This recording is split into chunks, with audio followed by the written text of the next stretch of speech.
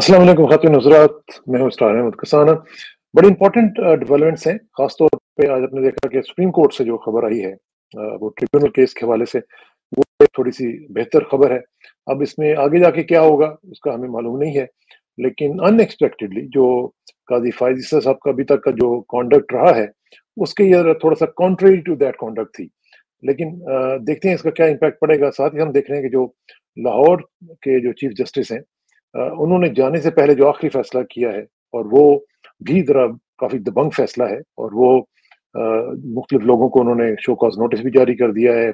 और अब वो सुप्रीम कोर्ट चले जाएंगे। जाते जाते उन्होंने बेंच का भी अनाउंस कर दिया है। तो ये मुख्तलिफ इंपॉर्टेंट डेवलपमेंट्स चल रही हैं। साथ ही साथ हम देख रहे हैं कि एक रिटायर्ड ब्रिगेडियर साहब के हलाक होने के बारे में, उनके कत्ल किए जाने के बारे में खबरें चल रही हैं। पाकिस्तान में भी चल रही हैं। इंडिया कुछ और क्लेम कर रहा है। ये क्या हो क्या रहा है, एक्चुअल स्टोरी क्या है, इसका भी जरा तजिया करने की कोशिश करेंगे। प्रेसिडेंट जरदारी साहब जो हैं, वो बलोचिस्तान में सिक्योरिटी ब्रीफिंग्स ले रहे हैं। अब ये अजीब सी बात है कि एक जो प्रेसिडेंट होता है, वो कैसे जाके सिक्योरिटी ब्रीफिंग्स ले सकता है कोर कमांडर से और चीफ मिनिस्टर से और इस तरह करके। हालांकि ये तो एक सेरेमोनियल सा एक इदारा है, ऑफिस है, तो उसको जरा देखते हैं। साथ ही साथ केपी के भी जो सिचुएशन है वो भी जरा कोशिश करेंगे डिस्कस करने की। और जो कल हमने बात की थी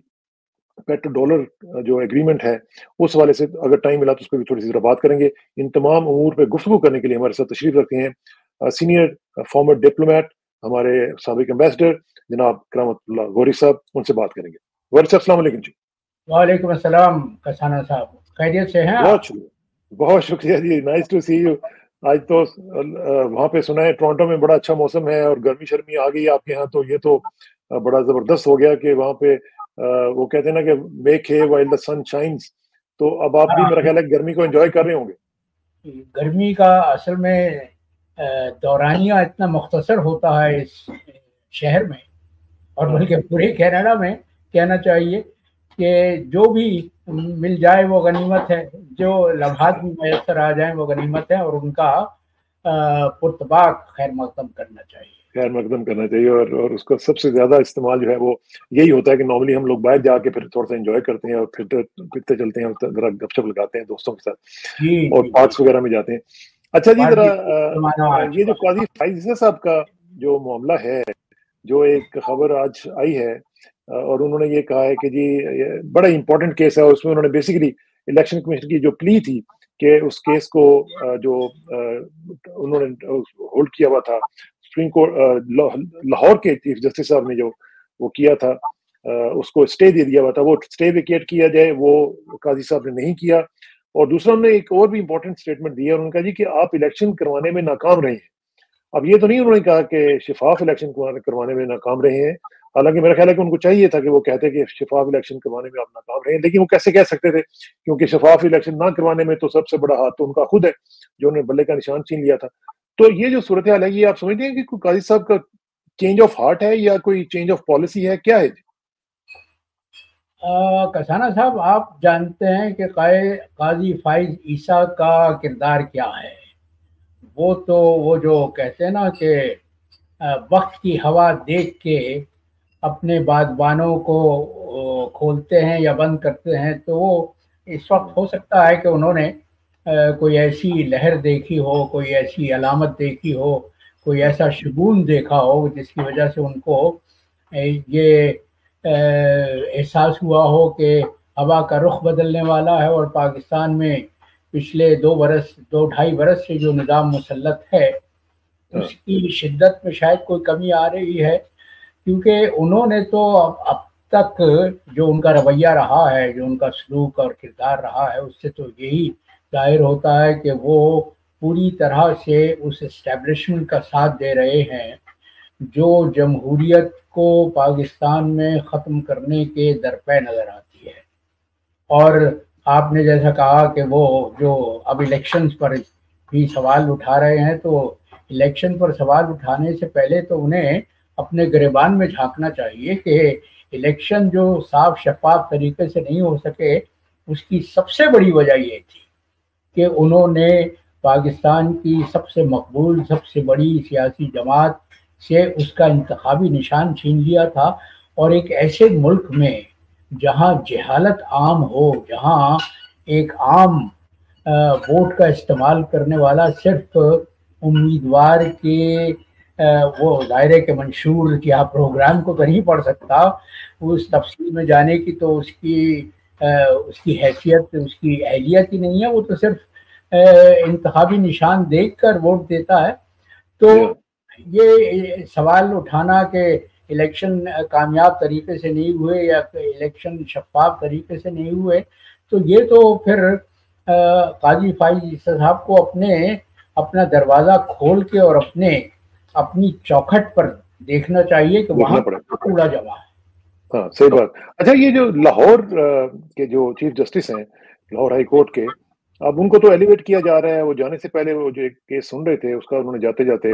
اناؤنس کیا ہے ڈیسیژن بھی، اور اس میں یہ جو آپ کو یاد ہے کہ جو جج محمد عباس تھے ان کے حوالے سے یہ کیس تھا جس میں انہوں نے مختلف لوگوں کو شو کاز وغیرہ بھی کیا ہے، تو مختلف جو آفیسرز ہیں ان کو اس کی لسٹ میں شامل کیا ہے انہوں نے، اور جانے سے پہلے وہ ایک بینچ بھی بنا گیا، انہوں نے کہا کہ یہ بینچ سنے گا اس کو۔ اب یہ جو ان کا جانا ہے اور ان کو ایلیویٹ کیا جانا ہے، ہم نے پہلے بھی اس کے اوپر بات کی تھی، آپ نے مجھے پہلے بھی یہ واقعہ سنایا تھا کہ کیسے لوگوں کو ایلیویٹ کر کے ان کو روک دیا جاتا ہے، ان کی پرفارمنس جو روک دی جاتی ہے، وہ بھی آپ بے شک دوبارہ کوٹ کیجیے گا ہمارے ناظرین کے لیے۔ لیکن یہ جو آپ دیکھ رہے ہیں کہ مختلف ججز جو ہیں ان کے ہاں ہم دیکھ رہے ہیں کچھ ایک چینج آف ہارٹ، یا کہہ لیں کہ ایک ان کو حوصلہ مل رہا ہے مختلف حوالوں سے، تو آپ سمجھتے ہیں کہ کچھ عدلیہ اپنا رول جو ہے وہ پلے کر رہی ہے، وہ اپنی کھوئی ہوئی اسپیس جو ہے وہ ری گین کرنے کی کوشش کر رہی ہے؟ علامات تو یہی ہیں کسانہ صاحب، لگتا یہ ہے کہ عدلیہ کو آخر کار یہ احساس ہو گیا ہے کہ ایک تو اس کی ساکھ عوام الناس میں بہت بری طرح سے متاثر ہوئی ہے، اور خاص طور پہ پڑھے لکھے دانشور طبقے میں۔ اور اس سلسلے میں یہ کہنا چاہوں گا کہ جو اوورسیز پاکستانی ہے، وہ آپ جانتے ہیں نا کہ پاکستان کے دانشور طبقے کا بڑا حصہ تو پاکستان سے ہجرت کر چکا ہے، وہ تو اب شمالی امریکہ میں، یورپ میں پایا جاتا ہے۔ تو ججوں کو یقیناً یہ احساس ہو گیا ہوگا، ظاہر ہے کہ ان کے پاس بھی تو ذرائع ہیں، ان کے بھی رشتہ دار ہیں، ان کے بھائی بند ہیں جو انہیں یقیناً فیڈ بیک دیتے رہتے ہوں گے کہ آپ کی شہرت کیا ہے اور آپ کی ساکھ کس طرح سے متاثر ہو رہی ہے۔ تو یوں لگتا ہے کہ اب انہوں نے بھی فیصلہ کر لیا ہے کہ انہیں وہ زنجیریں کاٹنی ہوں گی اگر پاکستان میں عدلیہ اور انصاف سے متعلق ادارے اور ہستیاں اپنے آپ کو منوانا چاہتی ہیں، اپنی ساکھ کو بحال کرنا چاہتی ہیں، تو انہیں بہادری سے کھڑا ہونا ہوگا۔ اور یہ جو آپ لاہور ہائی کورٹ کے چیف جسٹس کا حوالہ دے رہے ہیں، ملک شہزاد احمد صاحب، جو جلد ہی سپریم کورٹ میں چلے جائیں گے، انہوں نے جس طرح کا بیان آج میں پڑھ رہا تھا، وہ پاکستان کے تمام اخبارات میں شاید سرخیوں کے ساتھ شائع کیا گیا ہے، انہوں نے جس طرح سے لتاڑا ہے اور انہوں نے واضح طور پر باشگاف الفاظ میں یہ کہا ہے کہ حکومتی اداروں کی طرف سے عدلیہ کے کام میں، عدالتوں کے کام میں بیجا مداخلت ہوتی ہے اور اس سلسلے کو ختم ہو جانا چاہیے۔ ایبسلیوٹلی، اور یہ بہت بولڈ قسم کی اسٹیٹمنٹ ہے۔ اچھا غور صاحب، ایک امپورٹنٹ جو خبریں چل رہی ہیں، میں نے کل اس کو کور نہیں کیا تھا، ٹائم نہیں تھا، لیکن بہت ہی امپورٹنٹ یہ خبر تھی، اور وہ یہ ہے کہ ایک سابق ریٹائرڈ جو بریگیڈیئر ہیں جو پاکستان فوج کے ساتھ ان کا تعلق تھا، ان کو للہ انٹرچینج جو ہے، جو موٹر وے سے اترتی ہے جو سڑک، وہ اس کے اوپر جا کے تو کسی نے ان کو 2-3 موٹر سائیکلسٹ جو تھے انہوں نے ان کو قتل کیا ہے، مرڈر کیا ہے ان کا، اور بڑا ہی عجیب مطلب ہے کہ جس طرح کہ وہ ایک بڑا تھرلنگ قسم کا سٹائل ہوتا ہے اس طرح کے انہوں نے وہ کیا ہے۔ لیکن اس میں سب سے زیادہ جو دلچسپ بات اس میں ہے وہ یہ ہے کہ انڈین اخبارات نے اس کو بہت زیادہ اٹھایا ہے، اور انہوں نے کہا جی کہ ہم نے اس کو مارا ہے، یا انہوں نے یہ تو نہیں کہا کہ ہم نے نام لے کے ہم نے کیا، لیکن انہوں نے کہا کہ اس نے ہم نے بدلہ لے لیا۔ اب یہ جو صورتحال ہے، ہماری طرف سے مختلف اخبارات میں یہ کہا گیا جی کہ ایسی کوئی بات نہیں ہے، ان کا آئی ایس اے کے ساتھ کوئی تعلق نہیں تھا، لیکن میرا کوشچن یہ ہے کہ اگر نہیں بھی تھا تو پھر ایک سابق بریگیڈیئر کو اس طرح قتل کیا جانا، اور اس سے پہلے 20-21 کے قریب لوگوں کا اس طرح قتل کیا جانا، جس کے اوپر ہندوستانی وزیر دفاع کہتے ہیں جی کہ ہم گھس کے ماریں گے، اور ان میں سے کسی ایک کا بھی پتہ نہ چلنا، اور ان میں سے کسی ایک کا بھی یہ نہ پتہ چلنا کہ کون مار گیا ہے، کیسے مار گیا ہے، اور کوئی انکوائری نہ ہونا، یہ کیا آپ کو بتا رہے جی؟ کسانہ صاحب، اور اس سلسلے میں ایک اور بات جو قابل ذکر ہے اور لائق توجہ ہے وہ یہ ہے کہ ان تمام افراد کا، یہ جو سابقہ ہمارے فوج سے وابستہ افراد رہے ہیں، ان سب کا تعلق جوڑا جاتا تھا ہندوستانی مقبوضہ کشمیر سے۔ ہندوستان نے الزام لگایا تھا کہ اس کے مقبوضہ علاقے میں، اس کے مقبوضہ کشمیر میں جو آپریشن کیا ہے وہ پاکستان کروا رہا ہے، اور ہندوستان کے وزیر خارجہ تو خاص طور پہ یہ بار بار یہ راگ الاپتے رہتے ہیں کہ پاکستان کی طرف سے دہشت گردی کا سلسلہ ختم ہونا چاہیے، اور مودی صاحب بھی اپنی انتخابی مہم کے دوران بار بار یہ کہہ چکے تھے کہ وہ پاکستان کی تو وہ پرواہ نہیں کرتے، اس لیے کہ پاکستان تو بقول ہاتھ میں کشکول ڈال دیا، ہاتھ میں کشکول ہے، وہ کنگال ہو چکا ہے، اور اس کے علاوہ وہ سابقہ ادوار میں یہ بھی کہتے رہے ہیں کہ ہم تو پاکستان کو گھر میں گھس کے ماریں گے۔ تو یہ جو واقعات ہیں یہ اسی سمت اشارہ کر رہے ہیں کہ ہندوستانی جو خفیہ ایجنسیاں ہیں ان کو یہ اتنی جرت ہو گئی ہے، اتنی ہمت ہو گئی ہے، یا یہ کہہ لیجیے کہ ان کے پاس اتنے وسائل آ گئے ہیں کہ وہ ان افراد کو جو ان کی ہٹ لسٹ پر ہیں ان کو پاکستان میں گھس کر مار سکتے ہیں۔ اور یہ جو واقعہ جہلم کے قریب ہوا ہے غالباً، اس میں جو ریٹائرڈ بریگیڈیئر مارے گئے ہیں ان کے متعلق بھی کہا جاتا ہے، ہندوستانی حلقوں کی طرف سے کہا جاتا تھا کہ وہ کشمیر میں جو مختلف واقعات بس رہے تھے، بلکہ وہ ان کے رنگ لیڈر تھے۔ تو یہ واقعات تشویش کا باعث ہونا چاہیے ہمارے اسٹیبلشمنٹ کے لیے، لیکن مسئلہ تو یہ ہے کسانہ صاحب، وہ آپ کو میں حمود الرحمان کمیشن کی رپورٹ یاد دلانا چاہتا ہوں کہ اس میں یہ کہا گیا تھا، واضح الفاظ میں کہا گیا تھا کہ جو فوج سیاست میں ملوث ہو جائے وہ پھر لڑنے کے قابل نہیں رہتی۔ اور دیکھیے ہمارے اتنی بڑی فوج ہے جس کی کثرت پر بھی، جس کی تعداد پر بھی ہم بڑا فخر کرتے ہیں، اور ہم یہ کہتے ہیں کہ ہماری فوج دنیا کی بہترین افواج میں شمار ہوتی ہے، لیکن جو فوج اپنے گھر کے اندر اپنے لوگوں کی حفاظت نہ کر سکے وہ پھر اور کیا کرنے کے قابل ہے۔ اور اس میں جو موسٹ امپورٹنٹ جو فیکٹر مجھے نظر آ رہا ہے، غوری صاحب correct me if I am wrong, کہ جو لوگ بھی اب اس طرح کی آئی ایس آئی کے ڈفرینٹ آپریشنز میں ظاہر ہے کہ مصروف رہے ہوں گے،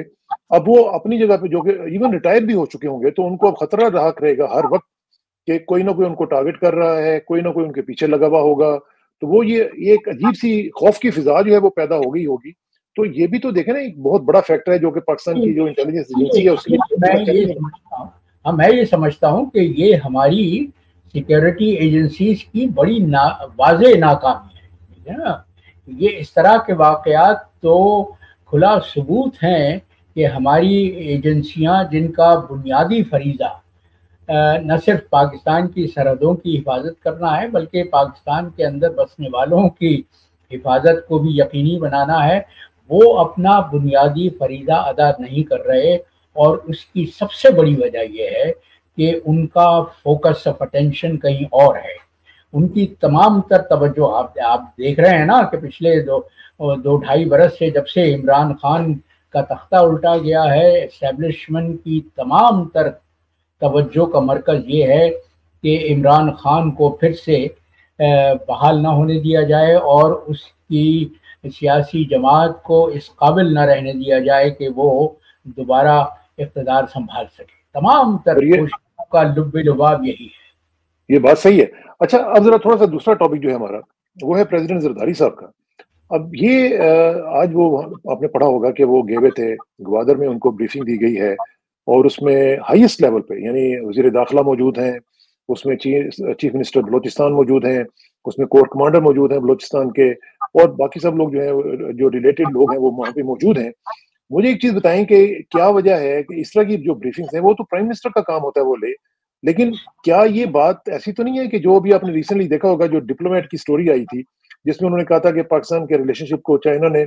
ڈاؤن گریڈ کر کے from the highest priority to a priority کر دیا ہے، اور اس میں ظاہر ہے کہ اگر یہ بات ہوئی ہے تو پھر ظاہر ہے کہ اس کے اوپر ایک انہوں نے لیک آف کانفیڈنس کا اظہار کیا ہے پرائم منسٹر کے اوپر. تو کیا یہ وجہ ہے کہ پرائم منسٹر کی بجائے اب زرداری صاحب کو آگے کیا جا رہا ہے کہ وہ جا کے بلوچستان میں یہ چیزیں کریں اور کم از کم چائنیز کو دکھائیں کہ we are concerned about this security situation at least? ہاں دیکھیے، آئین کے تحت تو صدر مملکت افواج کا سپریم کمانڈر ہے، تو آئینی اعتبار سے تو ان کا حق بنتا ہے، ان کا استحقاق ہے، ان کا پریویلیج ہے کہ وہ اس لیول کی ان کو بریفنگ دی جائے. لیکن یہ پاکستان میں آپ کو معلوم ہے کہ صدر کی حیثیت تو صرف ایک نمائشی ہوتی ہے، وہ تو ایک ونڈو ڈیکوریشن کے لیے ہوتا ہے، اس لیے کہ پاکستان میں جو پارلیمانی نظام رائج ہے اس میں اصل طاقت کا اور اقتدار کا منبع اور مرکز تو وزیر اعظم کی ذات ہوتی ہے. تو یوں لگتا ہے کہ یہ آپ کو یاد ہوگا کہ ابھی جب بجٹ پیش ہوا تھا تو پیپلز پارٹی نے اس کے مندرجات کے متعلق اپنی ناپسندیدگی کا اظہار کیا تھا. انہوں نے کہا تھا، بلکہ پہلے تو یہ کہا جا رہا تھا کہ پیپلز پارٹی اس بجٹ کو منظور نہیں ہونے دے گی. تو ہو سکتا ہے کہ اس طرح سے زرداری صاحب کوئی پیغام اسٹیبلشمنٹ کو بھجوانا چاہتے ہوں کہ دیکھو میرے ہاتھ میں بھی کچھ نہ کچھ تو لیوریج ہے، اور میں اس لیوریج کو اگر استعمال کروں تو تمہارے لیے مشکلات پیدا ہو سکتی ہیں. لیکن اس سے اندازہ ہوتا ہے کہ یہ جو بھانمتی کا کنبہ جس کو میں کہتا ہوں جوڑا گیا ہے، اسٹیبلشمنٹ نے اپنی سہولت کے لیے جوڑا ہے، اس میں آپس میں چپقلش بڑھ رہی ہے، اس میں آپس میں اختلافات بڑھ رہے ہیں، اور لگتا یوں ہے کہ یہ سلسلہ زیادہ دیر تک قائم نہیں رہ سکے گا. وہ تو خیر لیٹس سی کہ کیا ہوتا ہے. لیکن جو دوسری طرف ہم دیکھ رہے ہیں کہ جو عمران خان کی سچویشن ہے وہ آپ کو کیا نظر آ رہی ہے؟ کیونکہ ہم دیکھ رہے ہیں کہ ان کے کیسز تو آہستہ آہستہ ختم ہوتے جا رہے ہیں، اور جو ہیں ان میں سے بھی ہوا ان کی نکل چکی بھی ہے، ان کے اندر کوئی مطلب جان نہیں ہے. اب ایسے ہی لٹکایا جا رہا ہے، لیت و لال کی جا رہی ہے، ڈیلنگ ٹیکٹکس کیے جا رہے ہیں. کیا نظر آتا ہے آپ کو کہ کیا عمران خان کی جو سچویشن ہے اس میں آپ کو مہینے ڈیڑھ کے اندر اندر کوئی تبدیلی ہوتی ہوئی نظر آتی ہے؟ ان کی رہائی ممکن ہو سکتی ہے، یا آپ سمجھتے ہیں کہ نہیں ابھی اسٹیبلشمنٹ جو ہے وہ اپنے جو فیصلہ ہے اس کے اوپر چل رہی ہے اور ان کو باہر نہیں آنے دے گی؟ نہیں، اسٹیبلشمنٹ کی تو تمام تر کوشش یہی ہے کہ عمران خان کو جتنی دیر تک، جتنے عرصے تک وہ پابند سلاسل رکھ سکیں وہ رکھیں. اور یہی وجہ ہے کہ وہ اپنی جو دوسرے مناصب ہیں، جو دوسرے اپنے فرائض ہیں، ان کو ترک کے، ان کو فراموش کر کے، ان کو نظر انداز کر کے صرف اپنی تمام تر توجہ اسی ایک نقطے پر مرکوز کیے ہوئے ہیں کہ عمران خان کو کوئی سہولت نہ دی جائے. لیکن جیسا کہ ہم نے پہلے کہا اور ہم نے گفتگو کی کہ عدلیہ ایک نئی کروٹ لے رہی ہے، اور دوسری طرف یہ جو بھانمتی کا کنبہ جوڑا گیا ہے اس میں آپس میں اختلافات اور نمایاں ہوتے جا رہے ہیں. تو اسٹیبلشمنٹ کو یہ فیصلہ کرنا پڑے گا کہ وہ کیا ایک شخص کی مخالفت میں پورے ملک کو انتشار اور افراتفری کی نظر ہونے دینا چاہتے ہیں یا نہیں. عمران خان سے بہرحال ان کو سمجھوتا تو کرنا پڑے گا، اور عمران خان کو اپنی اس طاقت کا اندازہ ہے. اسی لیے جو تازہ ترین پیش رفت ہے اس میں عمران نے اپنے ساتھیوں کو یہ استحقاق دے دیا ہے کہ وہ چاہیں تو ان حلقوں سے بات کر سکتے ہیں جو اس وقت برسر اقتدار ہیں یا جو ان کے ضامن ہیں، جو ان کے حمایتی ہیں اور جن کی بلبوتے پر یہ حکومت کر رہے ہیں. لیکن ہم ساتھ ہی یہ بھی دیکھ رہے ہیں غوری صاحب کہ جو عمران خان صاحب کی پارٹی ہے، پارٹی کے اندر کافی ڈویژنز ہیں. کوئی کچھ کہتا ہے، کوئی کچھ کہتا ہے. کہیں وہ جو ہوتا ہے نا یکجہتی، وہ ہمیں نظر نہیں آتی ہے، اور نہ ہی ہمیں ان کے اندر کوئی اس طرح کا اتفاق اور اتحاد کی صورتحال نظر آتی ہے. ایک دوسرے کے ساتھ ڈائمیٹیکلی اپوزڈ کئی دفعہ اسٹیٹمنٹس آ جاتی ہیں. یہ آپ کو لگتا ہے کہ کچھ یہ بائی ڈیزائن ہے، یا کچھ لوگ جو اندر سے وہ کمپرومائزڈ ہیں، یا وہ اسکیئرڈ ہیں؟ میں سمجھتا ہوں کسانہ صاحب کہ اس کی سب سے بڑی وجہ یہ ہے کہ پارٹی کا جو قائد ہے، پارٹی کا جو روح رواں ہے، جو بانی ہے، وہ پابند سلاسل ہے، اور اس کو یہ آزادی حاصل نہیں ہے، یا پارٹی کے اراکین کو یہ سہولت حاصل نہیں ہے کہ وہ ہر مسئلے پر عمران خان سے رجوع کر سکیں، اس سے گفتگو کر سکیں، اس سے ہدایات لے سکیں. تو یہ جو کچھ بھی ہو رہا ہے، اور آپ کو معلوم ہے کہ سیاست تو وہ گندا کھیل ہے جس میں ہر شخص یہ چاہتا ہے کہ اس کی بازی جیتے اور وہ نمایاں رہے. تو پارٹی میں یہ جو مختلف قسم کے کردار سر اٹھا رہے ہیں اور مختلف قسم کی باتیں ہو رہی ہیں، بیانات دیے جا رہے ہیں، تو یہ انتشار افراتفری کی جو کیفیت ہے وہ میں سمجھتا ہوں کہ عین قدرتی ہے. اور اس کی سب سے بڑی وجہ یہ ہے کہ وہ شخص منظر عام پر نہیں ہے جس کے جو پارٹی کا روح رواں ہے، جس کی شخصیت اور جس مرتبے سے پاکستان تحریک انصاف کو وہ رتبہ، وہ مرتبہ ملا ہے جو اس وقت اس کا پاکستان کی سیاست میں ہے. ایبسلیوٹلی. اچھا، آخر میں غوری صاحب، وہ پیٹرو ڈالر کا میں چاہوں گا تھوڑا سا ہم اس کے اوپر آپ کی اوپینین ضرور لیں، کیونکہ ظاہر ہے کہ یہ سب چیزیں جو آپ نے خود دیکھی ہوئی ہیں، اور پیٹرو ڈالر جو آپ کو معلوم ہی ہے کہ جو اگریمنٹ ہوا تھا 70s میں،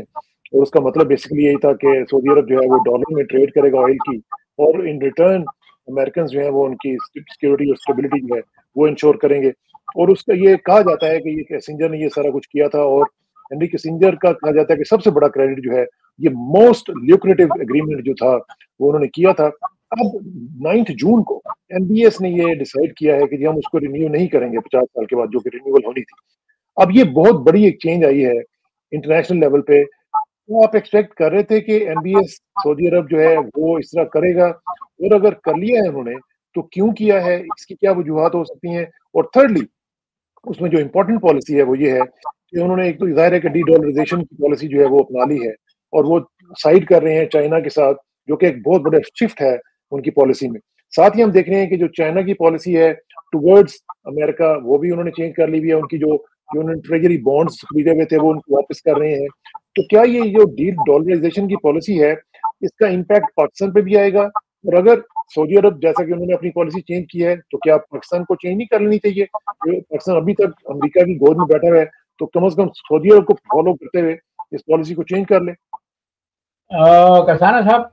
آپ کے آخری سوال کا پہلے جواب میں دیتا ہوں. پاکستان پر اس وقت جو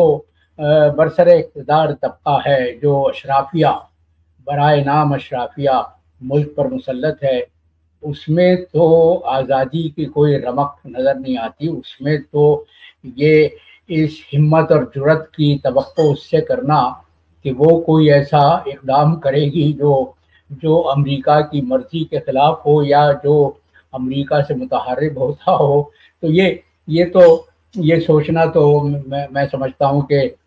یہ عقل کی بات نہیں ہوگی. جہاں تک ایم بی ایس کا سوال ہے، دیکھیے آپ نے بالکل ٹھیک کہا کہ یہ جو معاہدہ ہوا تھا یہ اس تاریخی آئل ایمبارگو کے بعد ہوا تھا جو 1973 میں مرحوم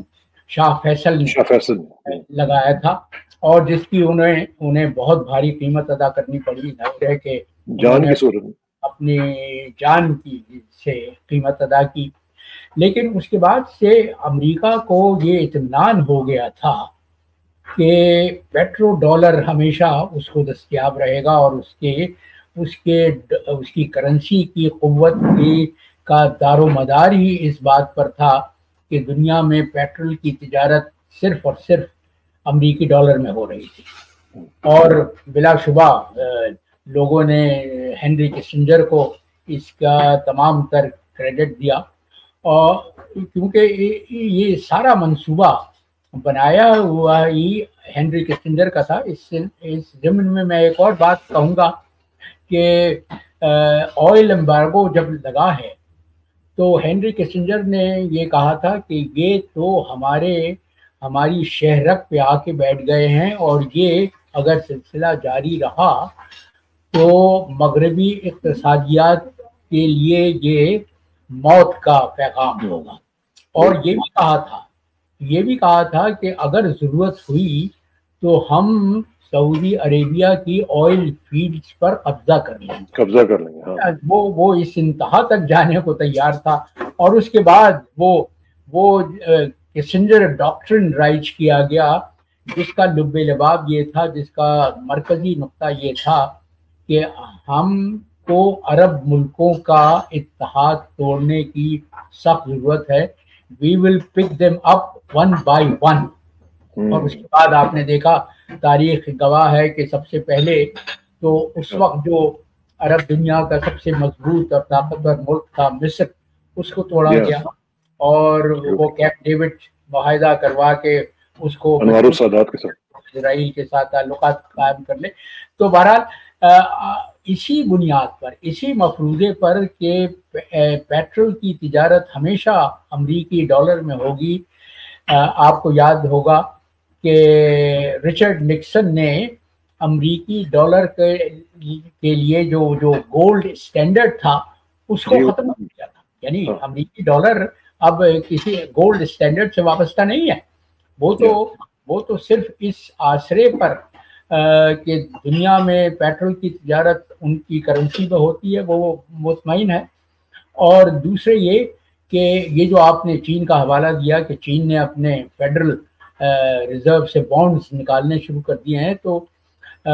ماہرین اقتصادیات کا یہ کہنا ہے کہ امریکی ڈالر کی قوت ایک تو اس وجہ سے ہے کہ پیٹرول کے لیے کرنسی وہ ہے، دوسرے یہ کہ 3 ممالک ہیں جنہوں نے فیڈرل بانڈز میں بے اربوں لگائے ہوئے ہیں، ان میں سعودی عرب ہے، چین ہے اور جاپان ہے۔ تو اب اگر چین نے فیڈرل بانڈ سے اپنے آپ کو علیحدہ کرنا شروع کر دیا ہے، اور دوسری طرف ایم بی ایس نے یہ اعلان کیا ہے کہ وہ دنیا کی ہر کرنسی میں تیل بیچنے کے لیے تیار ہوں گے، خاص طور پہ یوان کی، اور سعودی عرب برک کا رکن بھی بننے جا رہا ہے، تو یہ تو امریکی معیشت کے لیے، امریکی اقتصادیات کے لیے، اور سب سے بڑھ کر امریکی ڈالر نے دوسری جنگ عظیم کے بعد سے دنیا کی اقتصادیات پر جس طرح سے حکومت کی ہے، تو یہ خطرے کی گھنٹی ہے یقیناً، اور امریکی معاشی معیشت کے ماہرین کے لیے یہ لمحہ فکریہ ہونا چاہیے۔ صحیح بات ہے، اور خاص طور پہ اس وجہ سے بھی کہ اگر یہ صورتحال بڑھتی ہے اور ڈی ڈالرائزیشن کا پروسیس جو ہے وہ آگے بڑھتا ہے، اس میں پاکستان کہاں پہ کھڑا ہوا ہوگا، پاکستان کی کیا پالیسیز ہوں گی، برکس جو ہے وہ کہاں پہ ہے، پاکستان کیا اس کو جوائن کر سکے گا؟ کسانہ صاحب نہ 3 میں، نہ 13 میں، نہ لینے میں نہ دینے میں، وہ تو یہ دیکھیں گے کہ امریکہ کی منشا کیا ہے، امریکہ کے تیوری کے بل کیا کہہ رہے ہیں۔ تو پاکستان کا تو آپ ذکر ہی نہ کریں، لیکن میں یہ سمجھتا ہوں کہ ایم بی ایس نے ایک طرح سے بائیڈن سے اس وقت بدلہ لیا ہے جب بائیڈن اپنے نازک ترین مقام پر کھڑا ہوا ہے۔ آپ کو یاد ہوگا کہ جب بائیڈن صدارتی مہم چلا رہے تھے، انہوں نے ایم بی ایس کو باقاعدہ نام کہا تھا کہ میں اس کو پریا بنا دوں گا، میں اس کو اچھوت بنا دوں گا، اور اس بار اب ایم بی ایس نے وہ وار کیا ہے کہ امریکہ کے پاس سر چھپانے کی جگہ نہیں بچے گی۔ اور یہ بہت بڑی ڈیولپمنٹ ہے۔ میرا خیال ہے کہ غوری صاحب نیکسٹ شو میں تھوڑا سا اس کے اوپر ہم مزید ڈیٹیل میں بات کریں، کیونکہ مجھے سب سے زیادہ خوشی یہ ہے کہ آپ جیسی شخصیت موجود ہے جس سے ہم یہ سب چیزیں سیکھ سکتے ہیں، جو یہ سب چیزیں دیکھ چکے ہوئے ہیں اور ان کو بھگتا چکے ہوئے ہیں، اور بڑے فرسٹ ہینڈ نالج ہے آپ کا۔